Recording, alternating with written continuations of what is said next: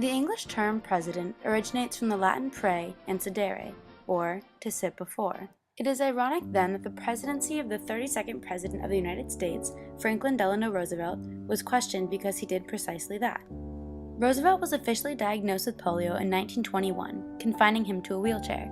Although the media's portrayal of Roosevelt as healthy suggests the president's need to hide his illness, later opinions championed Roosevelt's presidency as an act of heroism and credited his illness for his success as president. Both opinions add to the complexity of Roosevelt's portrayal during presidency and show society's inability to separate person from patient.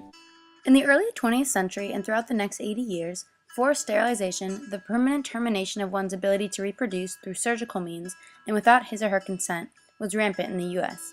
In 1927, 6 years before Roosevelt took the presidency, a Buck v. Bell Supreme Court decision ruled that forced sterilization of people with disabilities, referred to as undesirables, was not a violation of their constitutional rights. Thus, Roosevelt's decision to hide his illness from the public was likely a result of society's blatant rejection of disability at the time. Roosevelt had leg braces crafted that could be worn under pants so that he could stand in front of the public during speeches, and hand pedals installed in his car so as to appear to be able to drive. Although Roosevelt easily could have sat during his speech or hired a driver, the trouble he goes through to appear able-bodied shows his awareness of society's abhorrence of physical disability and his fear of appearing weak. Roosevelt also arranged for photographers to only shoot him above the waist. In fact, out of the 35,000 photos of Roosevelt in his library, there are only 2 that show him in a wheelchair. For example, one picture of Roosevelt in circulation shows him standing tall while lightly leaning against a cane. However, an unedited version reveals a second cane he uses to support himself. Though Roosevelt never formally took a stance on disability, he strongly advocated for treatment programs and public education that was, in his words, greatly needed by humanity at the time. Even though Roosevelt's disability was primarily physical, according to author Susan Sontag, there exists a notion that one's disease expresses his or her character. Thus, the physical portrayal of Roosevelt as able-bodied was an attempt to convince society that he was mentally able as well. On the other hand, a class of opinions emerged that champions Roosevelt as a hero who overcame his disease and became a better man for it. His wife, Eleanor Roosevelt, wrote in her autobiography, "Franklin's illness proved a blessing in disguise, for it gave him strength and courage he had not had before." Political analysts also wrote that polio aided Roosevelt's understanding of human pain and thus improved the president's political prospects. Even pro-Roosevelt political cartoons not only portrayed him as able-bodied, but always in positions of power and of strength. Though this perspective paints polio in a more positive light, it continues to tie Roosevelt's identity in with his illness and takes away any personal gains he makes as president, as it attributes his likability and strength to his illness. Thus, according to this view, polio won the presidency, not Roosevelt. Furthermore, one is considered a hero for overcoming a disease, not for simply having it.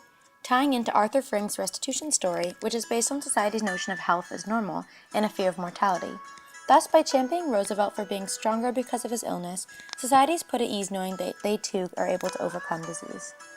Roosevelt's famous quote, "The only thing we have to fear is fear itself," exemplifies his role as a metaphor for the nation's strength and resilience, even though his polio was technically out of his control.